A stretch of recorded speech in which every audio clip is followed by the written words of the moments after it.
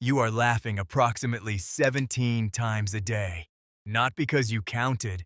Nobody counts. It just happens, automatically, without planning, often at things that aren't even particularly funny when you try to explain them to someone else. A sound comes out of you.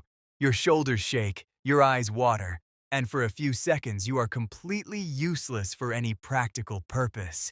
And here is the thing about that. You have been doing this your entire life. Your parents did it. Their parents did it. Every human being who has ever lived on this planet has done it. And if you go back far enough, back past the first cities, past the first farms, past the first tools, all the way back to the earliest humans sitting around fires on the African savanna 2 million years ago, they were doing it too. The sounds were the same. The shoulder shaking was the same. The complete temporary uselessness was the same. Laughter is one of the oldest things about you. Older than language. Older than fire. Older, almost certainly, than the brain structures that make you consciously aware you are doing it. And today, we're going to find out exactly where it came from. Why it survived every single stage of human evolution completely intact. And why the thing you do when something is funny is actually one of the most sophisticated and carefully engineered social tools your species has ever produced. Let's start with the part that surprises most people. Humans did not invent laughter. We inherited it. And the animal we inherited it from is still alive today, sitting in trees in Central Africa, doing the exact same thing, for the exact same reasons that your ancestors were doing hundreds of thousands of years before the first human being walked upright on the savannah. Chimpanzees laugh, not metaphorically, not approximately. They produce a vocalization during play and tickling that has been directly analyzed by researchers and found to share the same acoustic structure, the same rhythmic pattern, the same physical mechanism of rapid exhales and inhales as human laughter. When you tickle a young chimpanzee, it laughs. When chimps play fight, they laugh. When something unexpected and non-threatening happens in a social context, they laugh. Gorillas do it too. Orangutans do it. The great apes, our closest living relatives, all produce a version of the same sound in the same social contexts, which means laughter is not something humans developed after we split from the other apes. It is something we share with them, something that was already present in the common ancestor we had with chimpanzees approximately 6 to 7 million years ago. Something so old and so deeply embedded in primate social biology that it survived tens of millions of years of evolution completely, unchanged in its core function. So what was that function? Why did laughter exist at all? Long before there were jokes, long before there was language to construct anything worth laughing at? The answer is physical. Specifically, it starts with play. Young mammals across hundreds of species engage in rough and tumble play, chasing, wrestling, mock biting, behaviors that look a lot like fighting but are not. And for this to work, for two animals to wrestle without it turning into actual conflict, both animals need a continuous, real-time signal that says, "This is not real. I am not actually trying to hurt you. This is play. Keep going!" In many mammals, that signal is a specific play face, a relaxed open-mouth expression that means precisely this. In the great apes, and in humans, something got added to that signal. Sound. The physical exertion of rough play, the sudden surprises and unexpected tumbles, produced rapid, involuntary exhales. And those exhales, running across the vocal cords, produced a recognizable noise that the other animal learned to associate with the play context. The noise meant, "I am not a threat. What just happened was not dangerous. We are safe. Keep playing." Laughter, in its original form, was a safety signal, an automatic, body-produced broadcast that said the situation was non-threatening and the social interaction should continue. This is why you cannot fully control laughter. You can suppress it with effort in contexts where it would be inappropriate. But the base mechanism is not voluntary. It is produced by a part of the brain that operates below conscious control.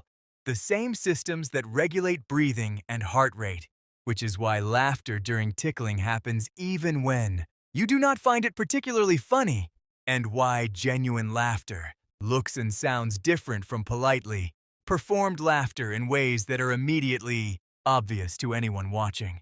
The body knows the difference. It always has.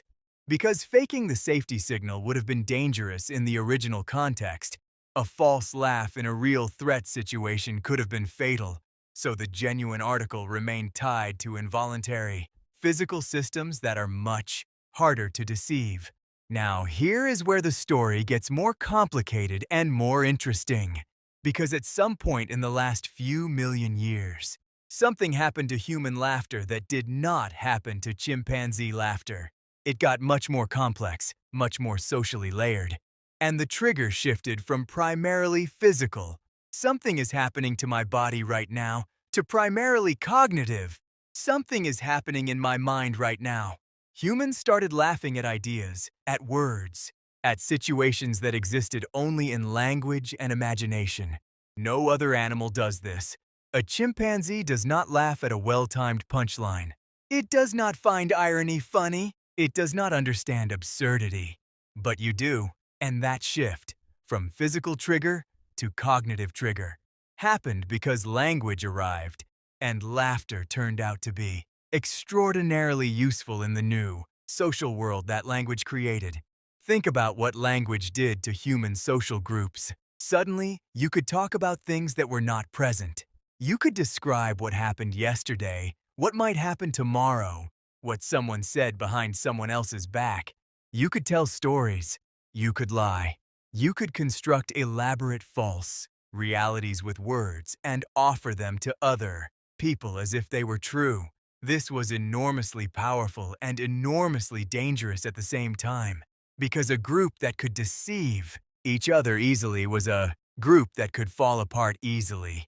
Trust became critical in a way it had never been before, and laughter turned out to be one of the primary mechanisms through which trust was established and maintained.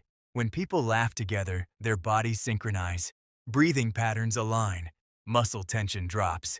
The stress hormones that drive social wariness decrease, endorphins, the same chemicals involved in physical bonding activities like grooming and touch, are released. Two people who have laughed together have, at a biological level, undergone a brief bonding experience that makes them more likely to trust each other, cooperate with each other, and extend good faith to each other in future interactions. This is why shared laughter is one of the fastest, trust-building mechanisms available to social animals, and why humans use it constantly in every culture on Earth as a foundational part of how new relationships are established and existing ones are maintained. The laugh that passes between two strangers who witness the same absurd thing is not trivial. It is an ancient bonding signal running at full power in a modern context. This also explains something about humor that seems obvious once you understand it, but is actually quite deep. The things that make humans laugh, almost always, involve some version of the same structure. An expectation is set up, and then something unexpected replaces it. The technical term in humor research is incongruity resolution. Something surprises you, but the surprise is non-threatening and in retrospect makes sense. And in the moment of resolving that incongruity, you laugh. This is exactly the structure of the original laughter trigger. Something unexpected happened. It turned out to be safe. Here is the signal that everything is fine. The cognitive humor you experience watching a comedian is running on the same underlying circuit as a chimpanzee laughing when its wrestling partner does something surprising and non-harmful. The hardware is identical. Only the content has changed. There is one more thing about ancient human laughter that deserves attention, because it changes how you understand every single social interaction you have ever had. Laughter is not primarily a response to things that are funny. It is primarily a social bonding tool that occasionally gets triggered by things that are funny. Researcher Robert Provine spent years recording spontaneous laughter in real social situations, not comedy clubs or TV shows, but regular conversations between ordinary people. His finding was striking. Most laughter in natural conversation does not follow jokes or funny statements. It follows ordinary, unremarkable social exchanges. Things like, "I know, right?" Or, "Where have you been?" Or, "I'll see you later." People are not laughing at these statements because they are hilarious. They are laughing because laughter is one of the primary ways humans signal warmth, agreement, social comfort, and genuine engagement with another person. The laugh is not a reaction to the content. The laugh is the message. It says, "I am with you. I am not a threat. This interaction is good. I want it to continue." Every single one of those messages was critical for survival in the small, interdependent, social groups your ancestors lived in for hundreds of thousands of years. Getting them right meant allies, support, shared food, help in dangerous situations. Getting them wrong meant isolation.